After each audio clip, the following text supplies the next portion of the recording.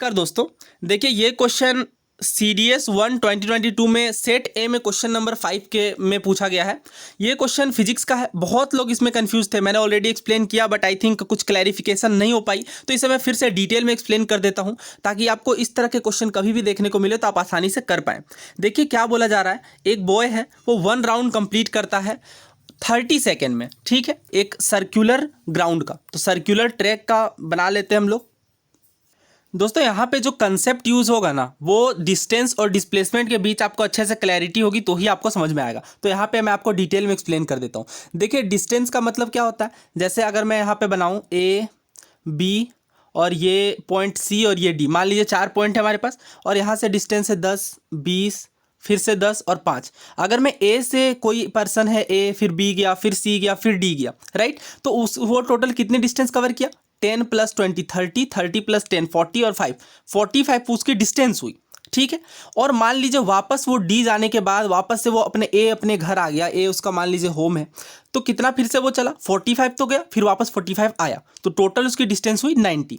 लेकिन जब मैं यहाँ पे बात करता हूँ डिस्प्लेसमेंट की, तो उसका मतलब होता है शॉर्टेस्ट डिस्टेंस। हमेशा याद रखिए कि जब भी आपको कोई डिस्प्लेसमेंट पूछे तो आप सिंपल सोचिए फाइनल पोजीशन क्या थी माइनस इनिशियल पोजीशन क्या थी। तो यहाँ पे जब आप देखेंगे फाइनल तो वो ए ही में पहुँच गया और स्टार्टिंग भी ए से ही किया था, तो नेट उसकी डिस्टेंस जो हुई, नेट डिस्प्लेसमेंट वो कितनी आई, 0, यानी वो अपने जगह से बिल्कुल भी डिस्प्लेस नहीं हुआ। सिंपल एक वर्ड में बोला जाए तो अगर इस क्वेश्चन की भी मैं बात करूं तो यहाँ पे भी आपको देखना है कि वो अपने जगह से कितना डिस्प्लेस होगा।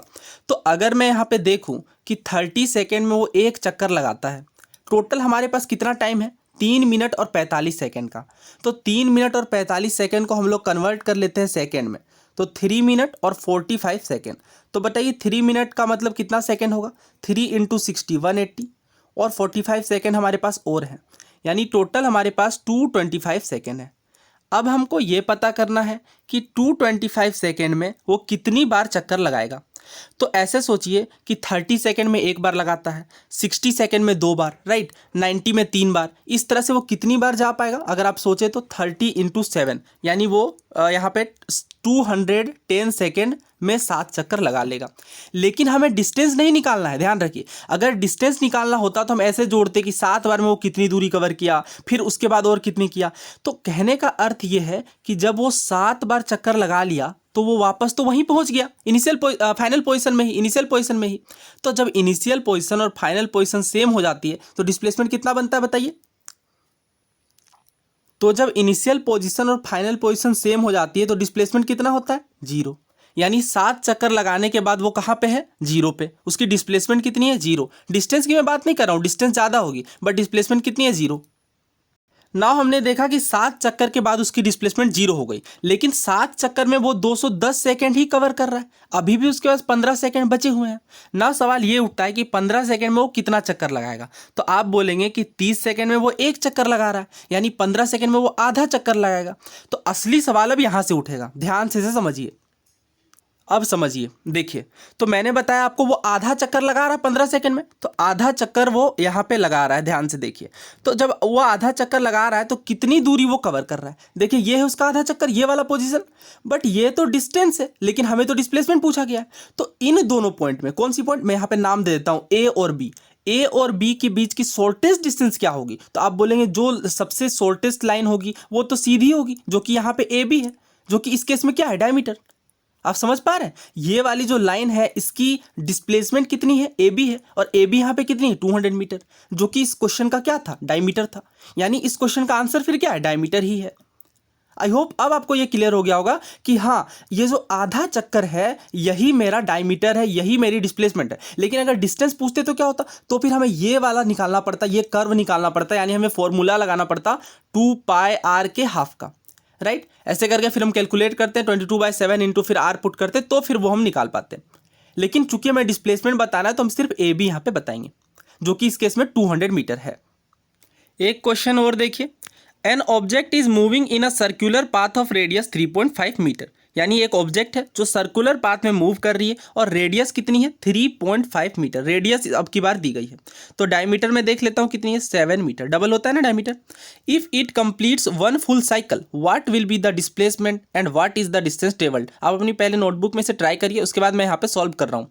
देखिए तो डिस्प्लेसमेंट हमसे पूछा गया है, तो आपको बोला गया एक चक्कर वो लगा रही है। मान लीजिए वो ए से चलना शुरू करती है या मूव करना शुरू करती है और ए से वो कितनी चक्कर, पूरी की पूरी एक चक्कर, यानी वापस ए पे पहुंच जाती है।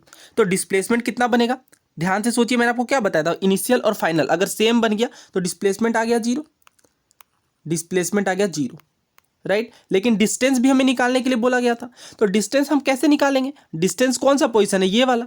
तो आप सर्कुलर ट्रैक की डिस्टेंस कैसे निकालते हैं, इसकी सरकमफेरेंस को कैलकुलेट करके। सरकमफेरेंस जो कि परिधि कहलाती है, उसे ही तो डिस्टेंस यहाँ पे कहेंगे, क्योंकि इस सरकमफेरेंस में ही तो ये ऑब्जेक्ट मूव कर रही है। तो यहाँ पे जो परिधि आई, जो यहाँ पे सरकमफेरेंस आई, वो कितनी आई 2πr। तो 2πr कैलकुलेट कर लीजिए, 2 इंटू 22/7 इंटू आर कितना है 3.5, 3.5 का मतलब 7/2। या फिर आप इसे पाई डी लगाकर भी कैलकुलेट कर सकते हैं, पाई इंटू डी, डी कितना था 7, तो डायरेक्टली हमारा आंसर 22 आ जाता है। या फिर आप यहाँ से भी कैलकुलेट करके 22 निकाल सकते हैं। किसी भी केस में हमारी जो डिस्टेंस आएगी वो 22 आएगी। तो आप देख रहे हैं डिस्प्लेसमेंट यही इसीलिए बोला जाता है कि जो डिस्प्लेसमेंट है वो जीरो भी आ सकती है और नेगेटिव भी आ सकती है, लेकिन डिस्टेंस हमेशा पॉजिटिव ही आएगी। क्यों, आप रीज़न समझ जाते हैं। अच्छा, नेगेटिव कैसे आ सकती है, मान लीजिए 3 पॉइंट मैंने लिया ए, बी और सी, राइट। अब चूंकि मैं यहाँ 10 लिया, मैंने यहाँ 20 लिया, तो मान लीजिए कोई पर्सन है बी से सी मूव किया और फिर वापस ए मूव किया। क्या मैंने बताया, बी से सी फिर वापस सी से ए, तो डिस्टेंस कितनी बनेगी, सोचिए। आप इस तरह से जब सोचेंगे तभी आप इसे क्लैरिटी से समझ पाएंगे। तो बी से सी जाने में 20 और वापस ए आने में 30। ध्यान दीजिए, बी से सी जाने में कितना लगा 20, प्लस सी यहाँ था और ए यहाँ था, वापस वो सी से ए गया तो कितना लगा 20 + 10 30, यानी टोटल डिस्टेंस कितनी हुई 50 हुई, डिस्टेंस हुई 50। लेकिन जब मैं बात करूँगा डिस्प्लेसमेंट की, तो देखिए 20 यहाँ गया ये, अब इसकी डिस्टेंस, अब इसकी डायरेक्शन जो है वो चेंज हो गई, अपोजिट साइड हो गई, तो यहाँ पे आ गया -30, यानी यहाँ पे नेट डिस्प्लेसमेंट देखने को मिला -10। अब ये माइनस क्या रिप्रेजेंट कर रही है, माइनस ये रिप्रेजेंट कर रही है कि इसकी डायरेक्शन अपोजिट है। ये चलना तो शुरू किया था दूसरी डायरेक्शन से, ईस्ट से, लेकिन बाद में ये चला गया वेस्ट। तो यहाँ से एक बात आप क्या समझे यहाँ से एक बात आप, कि डिस्प्लेसमेंट जो होती है वो वेक्टर क्वांटिटी होती है, क्योंकि वेक्टर क्वांटिटी ही डायरेक्शन पे मैटर करती है, और जो स्केलर क्वांटिटी होती है वो सिर्फ और सिर्फ मैग्नीट्यूड पे मैटर करती है, मैग्नीट्यूड पे डिपेंड करती है। नाउ अगर अब आपको मेरा पढ़ाया हुआ समझ आ गया तो इस क्वेश्चन को आपको आंसर करना है। ये आपका होमवर्क है, बट आपको ये कमेंट बॉक्स में आंसर करना है। मैं आपको क्वेश्चन समझा दे रहा हूँ। एक गर्ल मूव करती है सर्कुलर पाथ में, उस पाथ में जिसकी रेडियस 14 मीटर है। पूछा जा रहा है कि डिस्टेंस और डिस्प्लेसमेंट कितना होगा जब वो हाफ राउंड लगाएगी और जब वो 2 राउंड लगाएगी। ठीक है, इस क्वेश्चन का आंसर आप कमेंट बॉक्स में करिए। आई होप ये आपको क्लियर हो गया होगा। अगर नहीं हुआ है तो और भी सारे PYQs में एक साथ कंपाइल करूँगा और वापस से फिर मैं इसे करूँगा।